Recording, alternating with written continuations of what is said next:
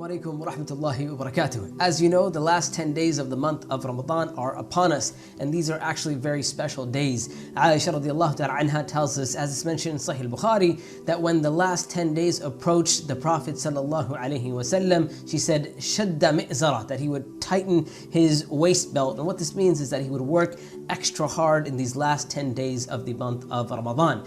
So, that being said, here are my top 3 pieces of advice or top 3 tips for the last 10 days of the month of Ramadan. Number 1, make time for private worship. What I mean by private worship is the worship that is not done in the masjid, not done in congregation, rather worship that is just between you and Allah subhanahu wa ta'ala.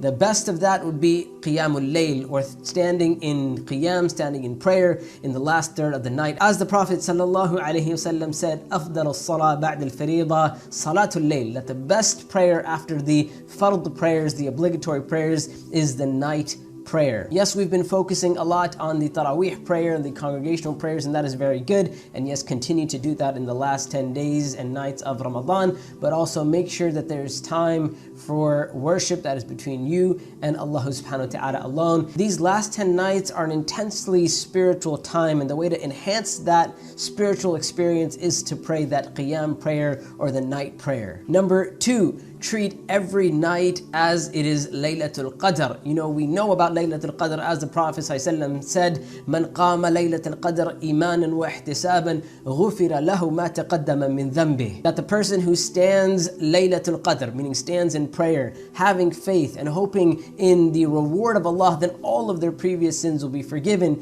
So yes, it is very important that we seek out Laylatul Qadr. Laylatul Qadr occurs in these last 10 nights, and yes, there's more of a chance that it happens on the odd nights, and yes, there's a strong possibility that it is the night of the 27th, but that doesn't mean it is definitely the night of the 27th. A lot of people treat it that way, and that means they neglect the rest of the last 10 days and nights of Ramadan. Some of our scholars say that the wisdom behind why the Prophet ﷺ didn't tell us exactly which night is Laylatul Qadr, or to specify one night as Laylatul Qadr, is so that we work hard on every single night when it comes to the last 10 nights of Ramadan. So treat every night as it is Laylatul Qadr. Treat every night as this is the last chance that you have to seek forgiveness from Allah, to have all of your sins forgiven. Number 3, dua, dua, dua. The Prophet ﷺ said, ad-dua huwa al-ibadah. Dua, supplication, is worship, or dua is the essence of worship. Dua is one of the most important aspects of our worship, and that is why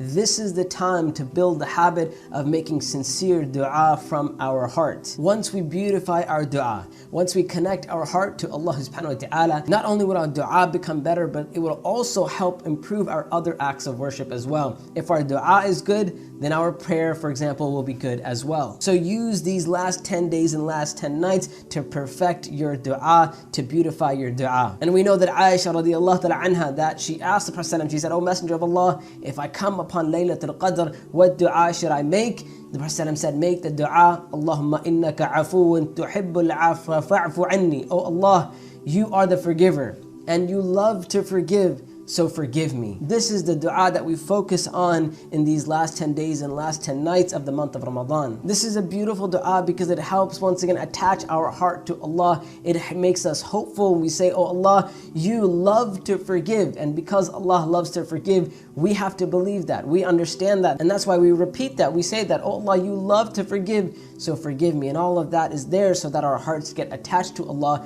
and we are hopeful in the forgiveness of Allah subhanahu wa ta'ala. So perfect your dua, work on your dua, beautify your dua so it can help you in the rest of your acts of worship and the rest of your life, inshallah ta'ala. So there you go. Those are my top 3 pieces of advice for the last 10 days and nights of the month of Ramadan, but I would like to hear from you as well. What would be your top tips for the last 10 days and nights of the month of Ramadan? Please share in the comments below so the rest of us can benefit from it as well. And as always, Allah subhanahu wa ta'ala knows best. Until next time, Assalamu alaikum wa rahmatullahi wa barakatuh.